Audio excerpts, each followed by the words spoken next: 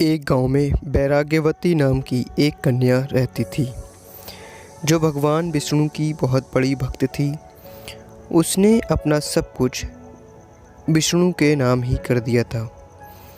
वो सुबह से शाम तक अपने घर के बाहर मंदिर में ही पूजा पाठ करती थी। एक दिन एक चोर ने सोचा कि इसको बेवकूफ़ बनाना बहुत आसान है और वह एक साधु का चोला पहनकर उस स्त्री के घर पहुंच गया और स्त्री से बोला, मुझे बहुत तेज प्यास लगी है, हे कन्या मुझे पानी पिला दे। वैराग्यवती पानी लेकर आती है और कहती है, लीजिए महाराज, जल ग्रहण कर लीजिए। इस पर चोर बोला, बेटी तुम्हारा कोई गुरु है क्या? तुमने किसी से दीक्षा ली है? क्योंकि मैं सिर्फ पानी उसी के हाथ का पीता हूँ जिसने दीक्षा ली हो, अर्थात जिसका कोई गुरु हो। इस पर कन्या बोली, नहीं महाराज, मैंने किसी से दीक्षा नहीं ली है और ना ही मेरा कोई गुरु है। इस पर चोर ने कहा, तो हम तुम्हारे हाथ से पानी नहीं पी सकते। सबसे पहले तुम्हें हमसे दीक्षा लेनी होगी, तभी मैं पानी पीऊँगा। क्योंकि वैराग्यवती बहुत सीधी सादी थी, इसलिए उसने कहा, ठीक है महाराज, दे दीजिए दीक्षा। तो चोर ने कहा, हमारा ज्ञान यानी कि दीक्षा ऐसी वैसी नहीं है। तुम्हें दीक्षा लेने के लिए हमारे साथ जंगल में चलना होगा, क्योंकि हम जंगल में ही दीक्षा देते हैं। वैराग्यवती ने मन में सोचा, दीक्षा ही तो है, लेनी है, जंगल हो या आश्रम, क्या फ़र्क पड़ता है। और हाँ में उत्तर देते हुए चोर के साथ जंगल की तरफ चल दी। तभी चोर कहता है, बेटा तुम्हारे पास जो कुछ भी धन दौलत है अपने साथ ले चलो। वैराग्यवती ने ऐसा ही किया। जंगल में पहुंचकर चोर ने वैराग्यवती को एक पेड़ से बांध दिया और कहा, 7 दिन बाद मैं तुम्हें खोलूँगा। अगर तुमने ये रस्सी खोली तो तुम्हें दीक्षा प्राप्त नहीं होगी।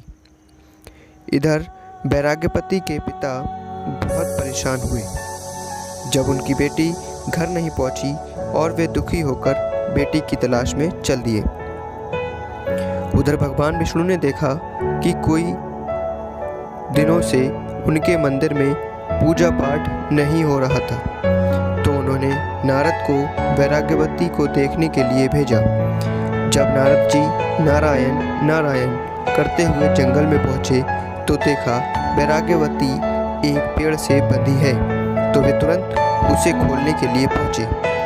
ये देख वैराग्यवती बोली, नहीं महाराज, मुझे मत खोलिए, मुझे मेरे गुरु ने बांधा है और वे ही मुझे 7वें दिन खोलेंगे। इस पर नारद ने कहा, वो कोई गुरु नहीं है, वो एक चोर है जो तुम्हें मूर्ख बनाकर भाग गया है। तो वैराग्यवती बोली, नहीं, वो मेरे गुरु हैं। आज मेरे गुरु के कारण ही मुझे आपके दर्शन हुए हैं। जब इतना कुछ नारद मुनि ने सुना तो वे भगवान विष्णु के पास पहुंचे और सारी बातें बताई। ये सुनकर भगवान मुस्कुराए और स्वयं वैराग्यवती के पास पहुंचे और कहा, बेटी हम स्वयं तुम्हें इस बंधन से मुक्त कर देते हैं। तो वैराग्यवती ने कहा, नहीं भगवान, मुझे मेरे गुरु ने बांधा है और वे ही मुझे इससे मुक्त करेंगे।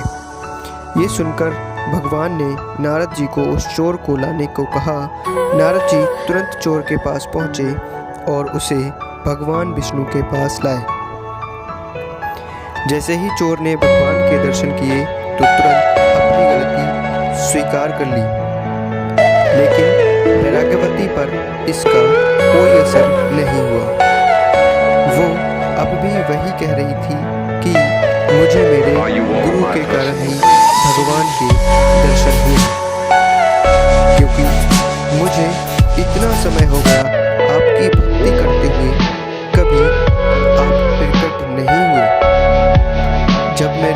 गुरु आए तभी आप प्रकट हुए।